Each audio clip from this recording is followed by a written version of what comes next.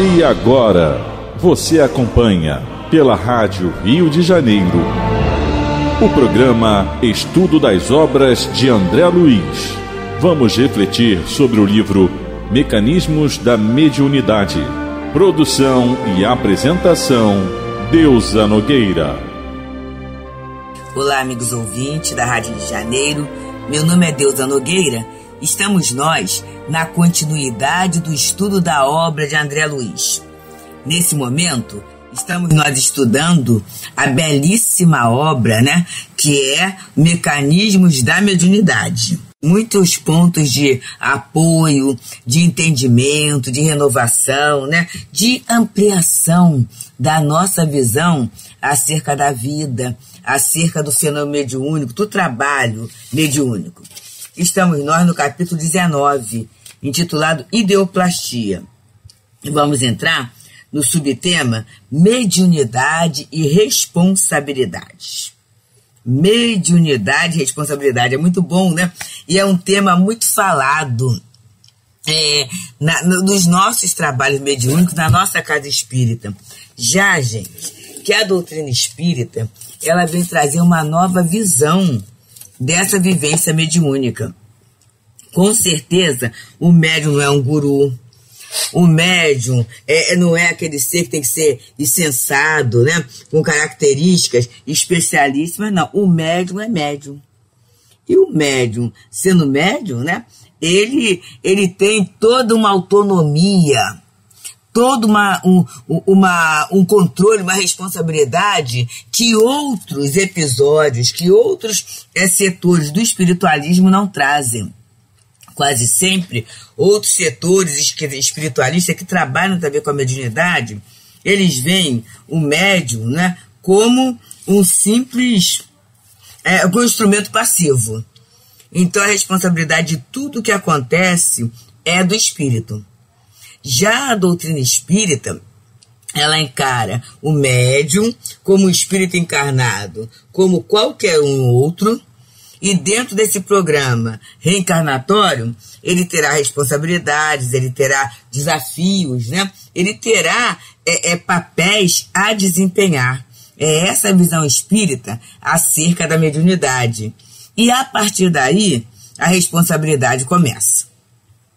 Eu estava lembrando agora da frase do Pequeno Príncipe, de Antoine Saint-Exupéry, tu serás eternamente responsável por aquilo que cativas, E a mediunidade sendo um movimento de cativar mesmo, de atrair a vida espiritual, De atrair vamos dizer assim, os amigos espirituais, esse magnetismo, essa força de atração, ela vai gerar responsabilidade.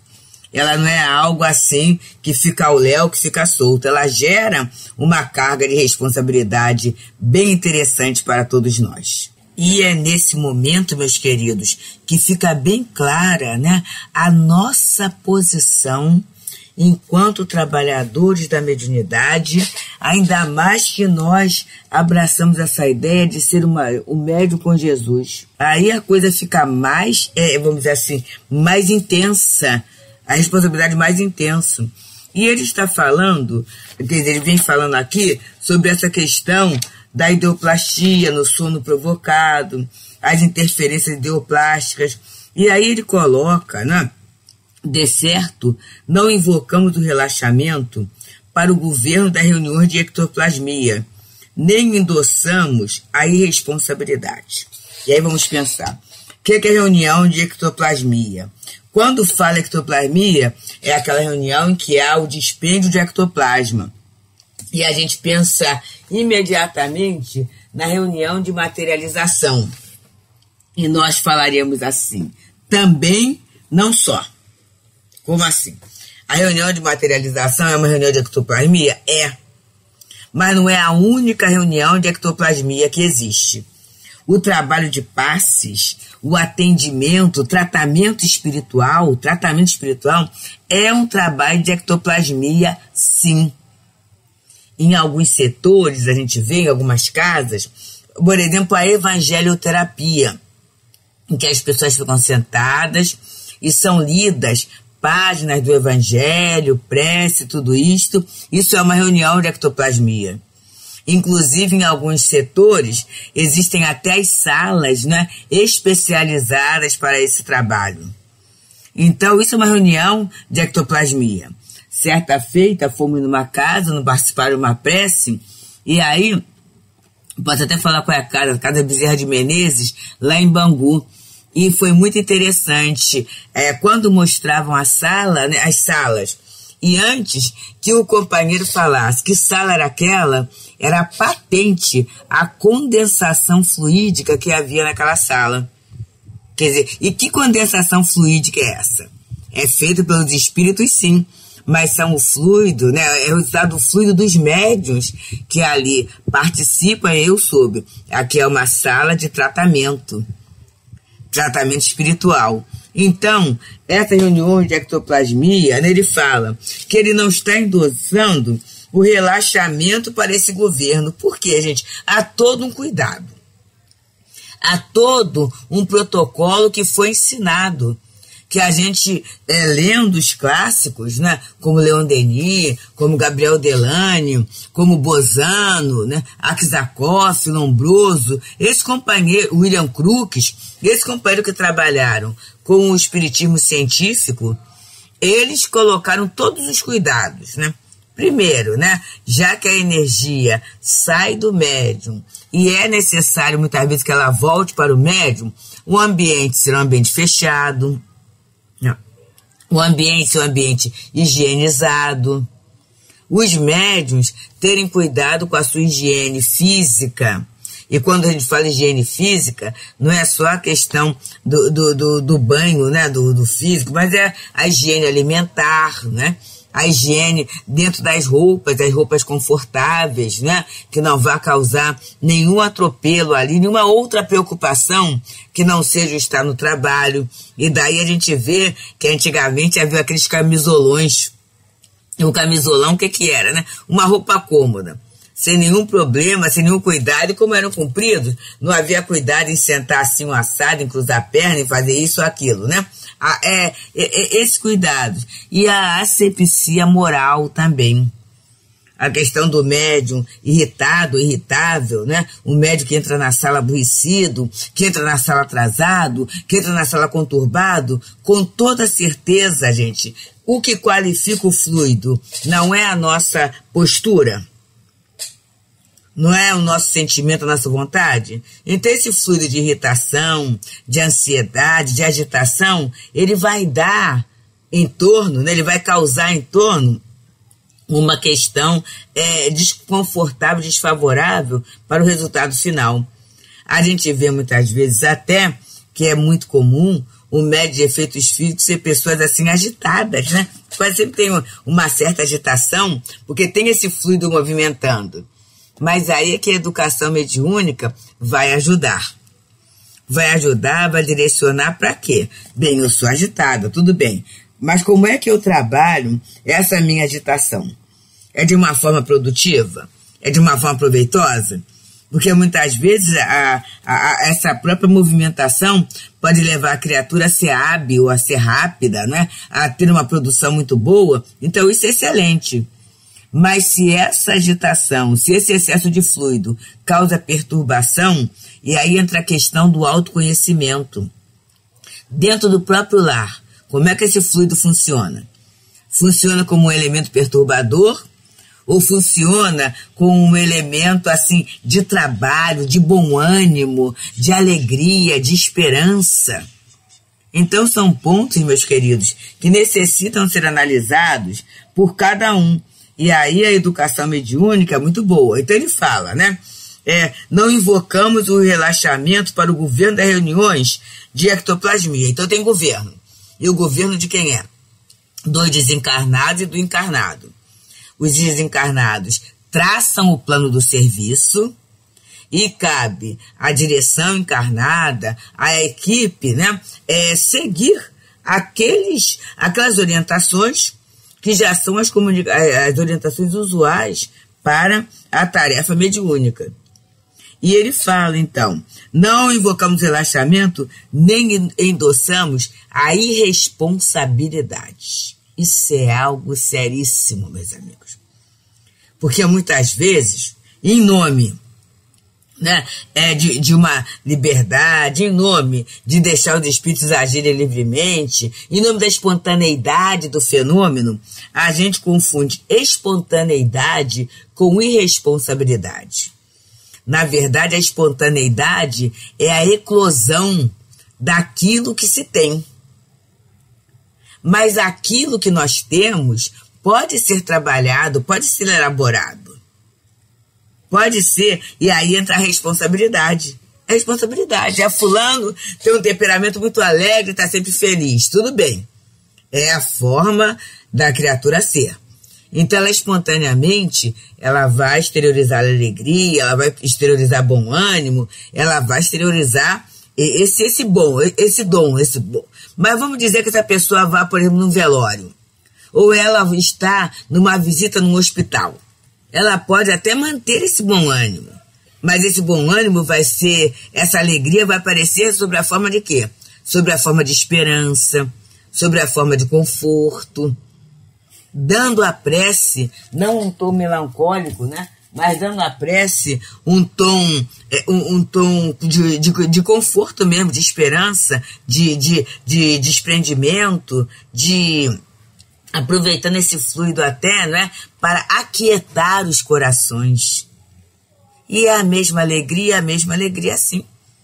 Que a esperança e a alegria andam juntinhas. Mas a forma espontânea de expressão será diferenciada de acordo com o ambiente. Assim, esse médium de efeitos físicos, né, que possui essa superabundância de fluido, ele possui, é uma característica da sua mediunidade, ninguém vai diminuir essa questão, mas ele vai aprendendo através do trabalho educativo a orientar esse fluido, a adequar esse fluido. E para isso ele vai ter que ter a vigilância e a oração. É o conhecimento do processo, daí ele necessitar do estudo, mas também um grande movimento de vigilância e oração constante. Porque senão, ele ao invés de ser um elemento que ajuda o trabalho, ele vai ser um elemento perturbador e muitas vezes até sem saber. Por quê? Ele está agindo irresponsavelmente dentro da tarefa. Isso é muito sério, meus amigos, porque a tarefa é de Jesus. Já pensou? Eu agasalhar a irresponsabilidade dentro da tarefa cristã, que tem uma, vamos dizer assim, tem uma amplitude muito maior do que aquilo que eu posso ver? Então, amigos, estamos aqui pela Rádio Rio de Janeiro, nesse espaço de tempo que estamos estudando a obra de André Luiz. Nesse momento, o livro é Mecanismos da Mediunidade, de André Luiz, através dos médiuns Francisco Cândido Xavier e Valdo Vieira. Capítulo 19 fala sobre a ideoplastia. E nós entramos no subtema Mediunidade e Responsabilidade. E ele, então, no outro parágrafo, vem falando para a gente assim: recordamos simplesmente que a bancarrota de muitos círculos organizados para o trato dos efeitos físicos, e notadamente da materialização, se deve à própria incúria ou impertinência daquele que os constitui.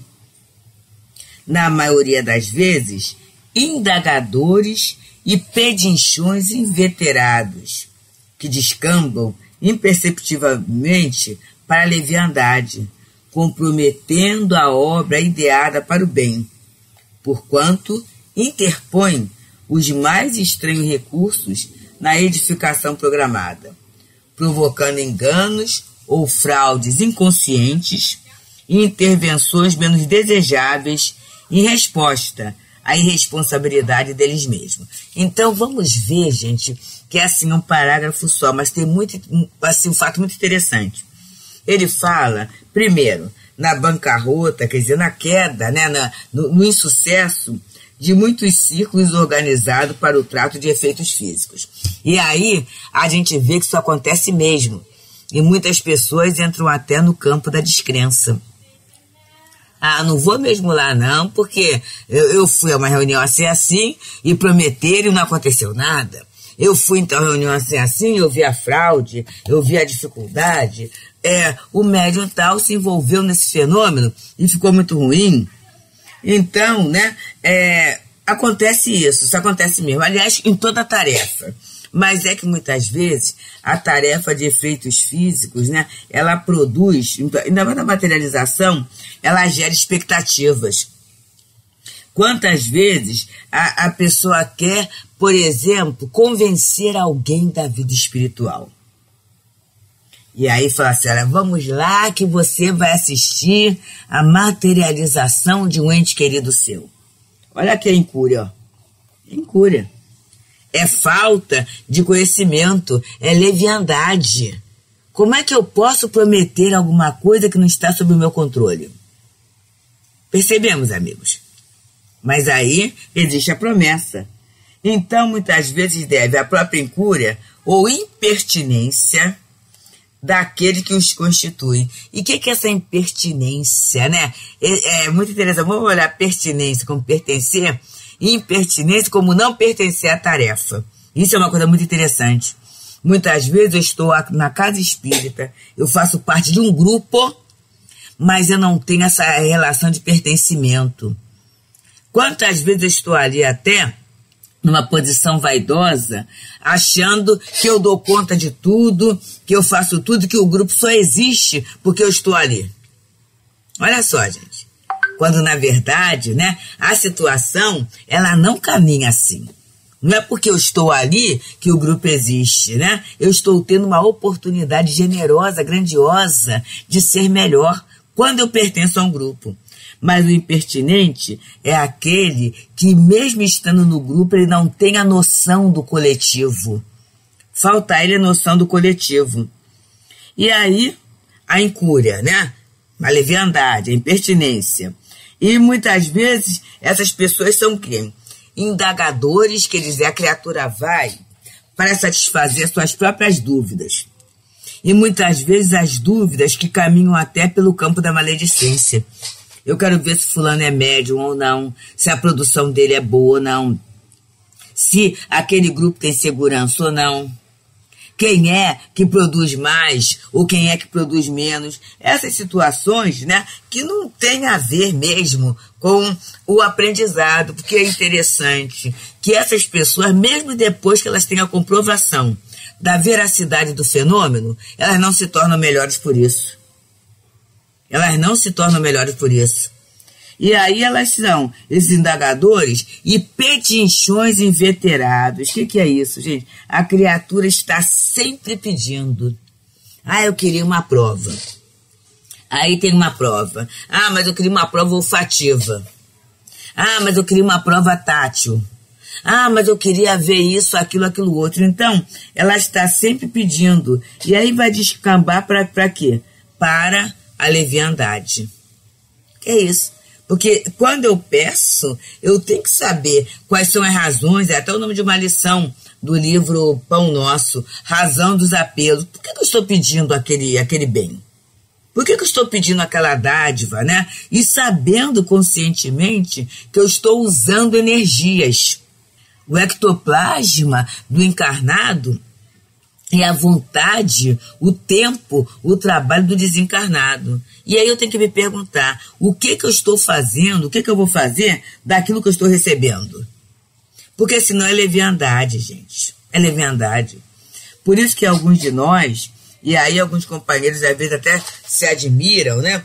A gente fala, né? A gente trabalha e a gente procura oferecer o nosso melhor, porque com certeza já fomos contemplados ao longo de nossa vida espírita com muitas provas da espiritualidade, com muitos testemunhos da solicitude espiritual no nosso caminho. E aí, a partir daí, nós começamos a pensar assim, o que eu vou fazer com isso? O que eu estou fazendo com isso? E a única forma de nós nos colocarmos melhor é através do trabalho, é através da dedicação, é através do esforço de tentar oferecer ao outro pode até não ser em termos de conteúdo, que a gente às vezes não tem essa competência do conteúdo, mas pelo menos em termos de vibração, a veracidade da vida espiritual, a veracidade do amparo, do carinho, do cuidado que a espiritualidade tem com cada um de nós, a veracidade da imortalidade. Então, por quê? Porque se recebeu tanto, por quê? É pelos seus lindos olhos? Não é, meus amigos. É porque você é um privilegiado da criação? Não é isso, não. É para se fazer alguma coisa, porque senão a gente cai na leviandade. Olha o que ele fala aqui: comprometendo a obra ideada para o bem. Então, nenhum fenômeno de efeitos físicos ou não, ou de efeitos intelectuais, realizado em instituições sérias que visam a trabalhar com Jesus, é de forma aleatória, não. Tem uma obra ideada para o bem, tem um objetivo superior, um objetivo nobre. E toda vez que eu entro na impertinência, quer dizer, que eu me desvio daquele objetivo, do objetivo do grupo, do objetivo do trabalho, do objetivo da casa, eu vou comprometer essa obra. Olha a responsabilidade. E lembra que ele falou? Não há um endosso da irresponsabilidade, não, que você é responsável por aquilo. E aí, eu vou interpor recursos estranhos na edificação programada, provocando enganos e fraudes inconscientes. E aí é assim, né? Muitas vezes o fenômeno acontece de uma forma estranha, muitas vezes o fenômeno não acontece, muitas vezes o médium fica ansioso, né? E aí, coitadinho, começa a fraudar. Mas aí a gente olha assim, tá vendo? Olha o caráter do médium. É claro que a gente não vai tirar dele a responsabilidade, mas vamos ver essa expectativa, essa vibração que está no entorno do médium. Esse petitório, né? Essas indagações sem sentido, essa leviandade, esses recursos estranhos que a criatura começa a colocar ali, por exemplo, certos agrados, certos presentes, certos elogios. Então, tudo isso pode interferir no psiquismo do médium, na economia do grupo, e aí começa enganos, fraudes inconscientes. Por quê? Porque ao invés do médium estar ligado ao mentor, está ligado ao objetivo da tarefa, ele vai sentir esse campo mental à sua volta. Ele vai perceber esse campo mental alterado à sua volta. E como o médium é sensível e é alguém que está em construção, ele vai assimilar aquela ideia e isso vai causar uma confusão no seu mundo mediúnico, no seu psiquismo. E essa confusão vai proporcionar intervenções menos desejáveis. E que intervenções são essas? É o momento em que o médium perde o contato com os espíritos superiores, diretores do trabalho, e vai começar a entrar em relação com esses amigos, com esses irmãos obsessores, né? Esses irmãos complicados no entendimento de si mesmo, no convívio com o outro, no entendimento da lei. E aí isso surge o quê? Como resposta à irresponsabilidade. Então, meus queridos, quando se fala em mediunidade e responsabilidade, a gente muitas vezes atribui essa responsabilidade a médiuns que têm uma projeção ou que têm uma tarefa que consideramos como grandiosa. Mas essa responsabilidade é de todos nós. Em muitas situações, nós somos aquele médium de apoio. Nós somos aquele médium que está ali, né, ajudando, amparando. E aí a gente começa a pensar, a gente começa a desejar, a gente começa a indagar, a gente começa a interferir com outros elementos, outros pensamentos, outras questões, ignorando a proposta salutar dos benfeitores queridos. E aí somos nós que estaremos agindo irresponsavelmente, comprometendo a harmonia da obra, alienando-nos, né, dos objetivos daquela tarefa e causando a grande confusão. Então, queridos, que a gente possa parar, que a gente possa pensar, a gente possa analisar qual é o meu papel quando eu estou em um ambiente mediúnico, mesmo que a minha posição naquele momento seja daquele que está pedindo auxílio. Como é que eu peço auxílio e como é que eu o recebo? Meditemos um tanto nisso, meus amigos. Muita paz. A Rádio Rio de Janeiro apresentou o programa Estudo das Obras de André Luiz. Produção e apresentação, Deusa Nogueira.